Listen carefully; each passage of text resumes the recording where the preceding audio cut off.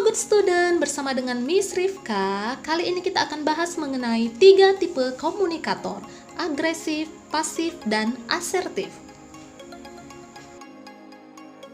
Dalam berkomunikasi, biasanya seseorang punya kecenderungan tertentu. Bagaimana cara dia berkomunikasi dengan orang lain?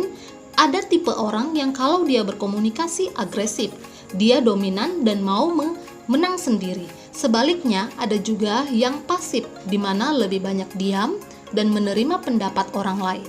Maka, bagaimanakah pendekatan komunikasi yang seharusnya kita lakukan? Karakter yang pertama adalah agresif.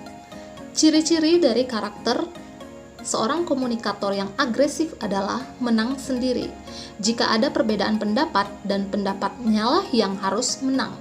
Kemudian, karakter dari komunikator yang agresif adalah menghakimi orang lain. Biasanya dia selalu melontarkan kalimat, "Kamu itu begini seharusnya, begini bukan begitu," seperti itu.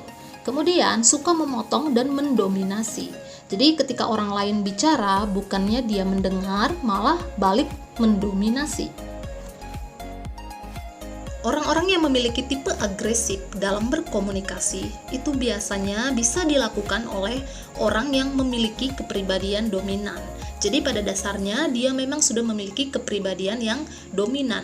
Yang kedua, itu biasanya dilakukan oleh atasan kepada bawahan, di mana atasan itu memiliki wewenang yang lebih tinggi daripada bawahan sehingga membuat dia lebih agresif dalam hal komunikasi. Kemudian, apa dampaknya dari karakter komunikator yang agresif? Tentu dampaknya itu tipe agresif itu akan sulit memperoleh input ataupun pendapat dari orang lain, sehingga membatasi dirinya untuk bisa menerima pendapat orang lain. Karakteristik komunikator yang kedua adalah pasif. Ciri-cirinya biasanya orangnya itu terlalu banyak diam. Kemudian yang kedua, biasanya orangnya itu tidak memiliki rasa percaya diri. Dan karakter selanjutnya dari orang pasif adalah sulit berekspresi. Jadi jika ditanyakan pendapat kamu apa terkait hal ini, saya terserah Bapak saja. Itulah contoh ciri-ciri orang yang pasif. Karakteristik komunikator yang pasif ini biasanya dilakukan oleh orang yang berkepribadian pendiam. Jadi memang pada dasarnya dia orang yang berkepribadiannya pendiam. Kemudian ini bisa juga terjadi karena ada komunikasi antara bawahan kepada atasan. Jadi biasanya itu kalau bawahan untuk melakukan komunikasi kepada atasan itu biasanya lebih cenderung pasif. Kemudian apa dampaknya dari karakteristik seorang komunikator yang pasif? Maka biasanya orang lain akan sulit memperoleh input berharga dari orang yang pasif tersebut. Jadi karena cenderung mungkin dia malu menyampaikan pendapatnya, sehingga pendapatnya yang bagus dan yang dinilai baik tidak bisa diketahui oleh orang lain.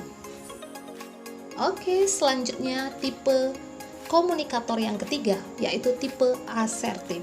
Jadi tipe ini adalah komunikator yang bisa memadukan antara yang agresif dengan yang pasif secara tepat dan seimbang. Jadi dia punya kepercayaan diri mirip seperti orang yang agresif, dan dia juga memiliki win-win solution. Selain dia mau membagikan pendapat, dia pun ingin menerima pendapat orang lain. Orang yang asertif tidak malu mengakui kalau pendapat orang lain yang paling tepat.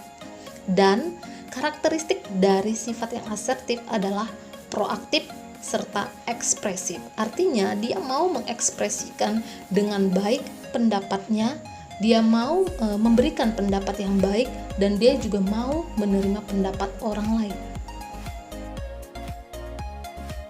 Oke, sekarang siapkan dirimu untuk melakukan proyek pertama kita.